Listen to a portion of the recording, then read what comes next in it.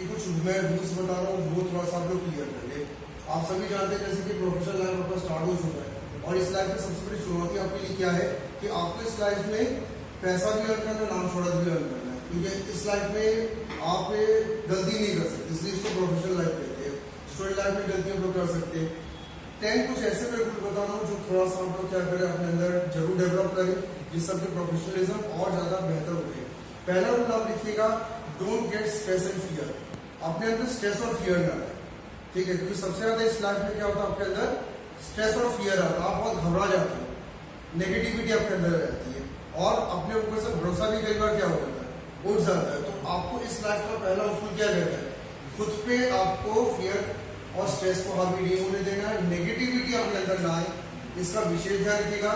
अगर नेगेटिविटी आएगा तो क्या करोगे, मान लो नेगेटिविटी अगर आपके अंदर आ गई तो सबसे पहले आपको नेगेटिविटी को उतारना होगा तुरंत, उसके बाद आप आगे काम करेंगे, क्योंकि नेगेटिविटी को लेकर अगर आप आगे बढ़ेंगे आप देखना टाइम भी कंज्यूम करेंगे, काम नहीं होगा आपका। तो नेगेटिविटी क्या करो, हटा दो आप लोग। दूसरा पॉइंट आप लिखिएगा, लर्न रेगुलरली। सेकंड पॉइंट आपका क्या है, रेगुलर आपको सीखना ही है, कुछ ना कुछ नया क्या करो, सीखते हो, ठीक है। ये मेरा पर्सनल अनुभव भी मैंने देखा है, जो रेगुलर सीखते हैं ना वो लोग ज्यादा डिप्रेस नहीं होते। कि खाली समय जैसे मिलता है तो कुछ ना कुछ क्या करो, नया सीखो और कुछ ऐसा करो जिससे आपकी क्रिएटिविटी और नॉलेज बढ़े। खाली अपने दिमाग को अगर रखोगे तो डिप्रेशन बहुत जल्दी आता है और खाली खुद को रखना ही नहीं है। प्रोफेशनल वर्ल्ड में खाली आपको ज्यादा नहीं रहना है। तीसरा पॉइंट आप लिखिएगा, always learn from life and seniors and juniors. अपने लाइफ सीनियर और जूनियर से लर्न करें, ठीक है।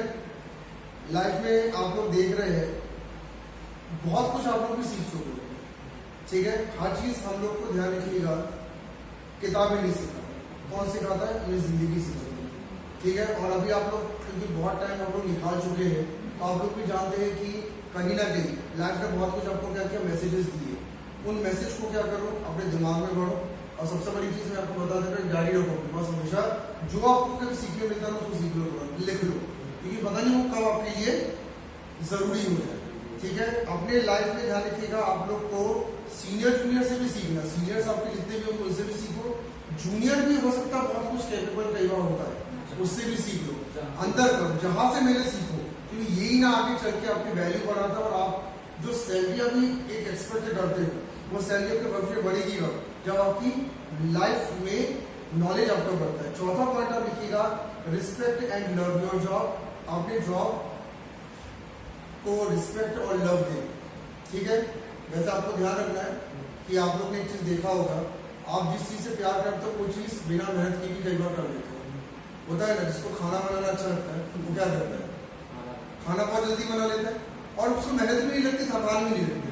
और अभी अगर आप लोग को ऐसा लग रहा है कि आपका जॉब के बाद थकान है, आपको जॉब के बाद नींद आ रही है, इसका मतलब अभी प्यार भी हुआ नहीं जॉब से। जब प्यार होता है ना तो थकान नहीं रहता, तब आप अपने जब दिन काम करके भी आपको क्या होता है, बहुत अच्छा महसूस होता है। तो अपने अंदर क्या करें, लव करें अपनी जॉब को, रिस्पेक्ट दें अपनी जॉब को, किसी के सामने ना अपनी जॉब को नीचा में दिखा। कई बार ऐसा रहता है कि हम लोग क्या करते हैं, अपनी जॉब को दूसरे सामने कहते हैं अभी तो हम लोग सी ग्रेड में है, डी ग्रेड में है, मत भूलिए ऐसे बहुत सारे लोग हैं जो इस जॉब के लिए तरस रहे हैं। अभी मार्केट में ऐसी स्थिति हमने देखी कि इसके लिए ना भगवान को शुक्र हमने देना चाहिए कि भैया हमें मिल तो गई, कई लोगों को ये भी नहीं मिलता, हालांकि हो सकता है वो टैलेंटेड हो लेकिन किस्मत खराब। तो अपनी जॉब को respect they, love they. Next point लिखिएगा, गलत चीजों को डिनाई करें, डिनाई फॉल्स थिंग, ठीक है। ये एक बहुत इंपॉर्टेंट चीज है आपके लिए कि आपको गलत चीजों को डिनाई करना है। बहुत सारी गलतियां आपसे होती रहती है, कई बार आपको ऐसा लगता है कि हम कहीं ना कहीं तो मिस्टेक है जिस कारण से हमें वैसा रिजल्ट नहीं मिला जैसे रिजल्ट की उम्मीद करते हैं। तो अपने गलतियों को क्या करें, पॉइंट आउट करके उसको जल्दी से जल्दी हटाने का सोचें और एक काम और करें, टीम मेंबर के रूप में दूसरी गलती भी कई बार बता दी जाती है। कई बार क्या होता है हमें अपनी गलती दिखती नहीं है, आप अपनी गलतियों को देखें कि सर तुम्हारी अंदर ये गलती, तुम उसको क्या करो, रिमूव करो, क्योंकि जितनी गलती आप रिमूव करोगे ना उतना जल्दी अपनी मार्केट वैल्यू क्या होता है, बढ़ती है। नहीं तो आज अगर किसी भी सक्सेसफुल पर्सन को आप देखते हो तो उसके और आपके बीच में डिफरेंस क्या पड़ रहा है, गलतियों का।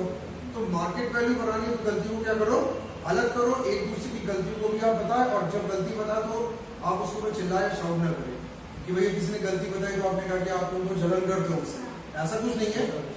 एक दूसरे गलती बताने पे आप भी और मजबूत बनेंगे। नेक्स्ट आप लिखिएगा अपने स्किल्स को बढ़ाए।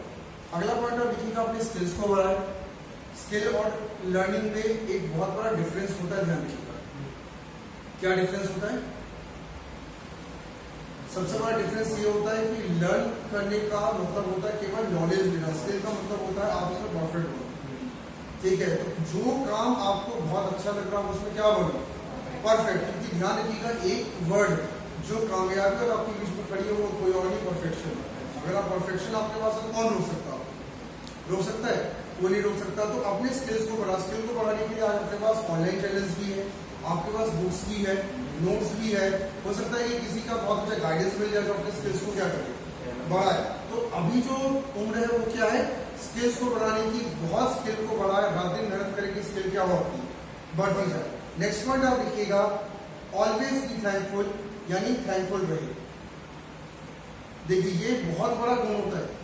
कहा जाता है कि अगर आप एक कस्टमर से बात करने के बाद उसको थैंक्स बोलते हो ना, तो उसके दिमाग में छवि आपकी रह जाती है, फिर बाद में वो आपको याद करता हो सकता है कभी फोन भी करे आपको। ठीक है, जैसे हमने बात हुई, अगर डील फाइनल ना भी होगा, हमने क्या बोला sir, thank you for giving us time, next time हम लोग जरूर आपसे मिलेंगे। तो आपका मेन मकसद क्या होना चाहिए? थैंक बोलना। थैंक्स बोलने का सबसे बड़ा फायदा क्या होता है? इंसान आपको दोबारा कभी मौके दे सकता है। तो जब भी किसी कस्टमर से डील करें थैंक्स बोले।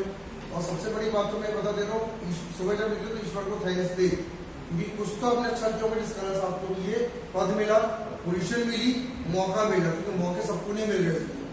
ठीक है, लोगों को भी थैंक बोले, आपस में भी दूसरों को थैंक्स बोले।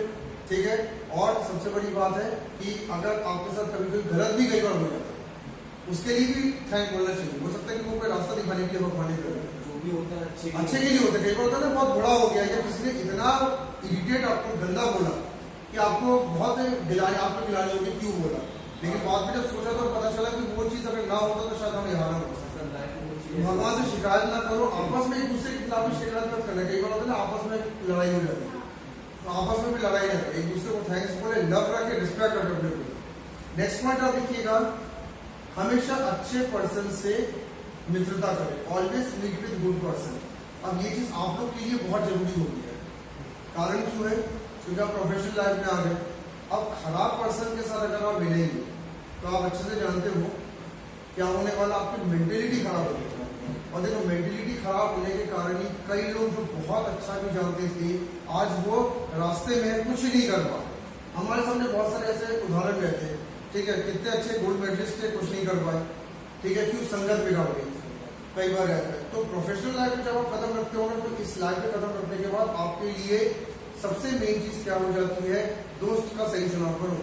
अभी तक दोस्त कैसे भी चले पर अब नहीं चलेंगे। इस कारण से जितने भी लोग प्रोफेशनल लाइफ में आकर देखना वो अपने कैडर के लोगों से ज्यादा ताल्लुकात रखते हैं।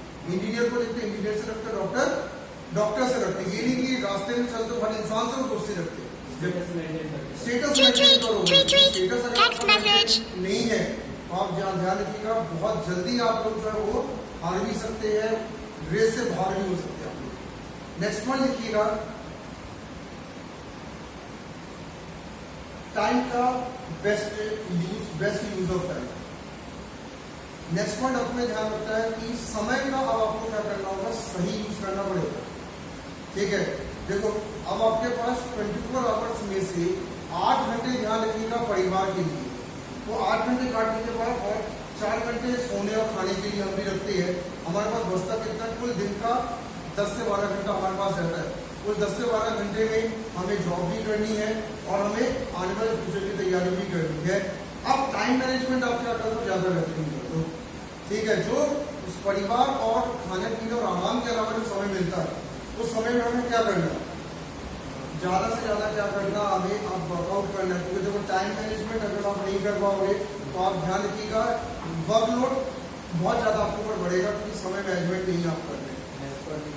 हाँ, और हेल्थ पे इफेक्ट पड़ता है। जो समय मैनेज नहीं कर पाता वही आगे चल के बीमार भी हो जाते हैं, और आगे चल के जो फेलियर लोग चिल्लाते हैं एक्चुअली वो टाइम मैनेज नहीं कर पाते। लास्ट पॉइंट जो आपका है जिसको आपको बहुत अच्छे से ध्यान रखना है वो है आपका मेंटल और फिजिकल हेल्थ।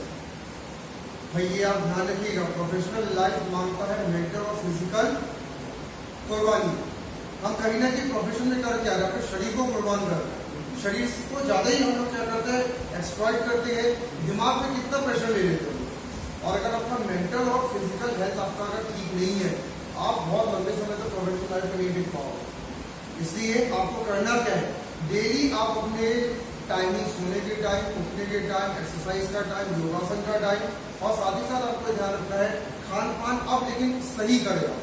अभी तक क्या था कि कुछ भी खा रहे, फास्ट फूड खा रहे, चाइनीज खा रहे, अब थोड़ा सा अपने को पौष्टिक लेना ही पड़ेगा, बिकॉज प्रोफेशनल लाइफ यानी हेल्दी बॉडी होना बहुत जरूरी है।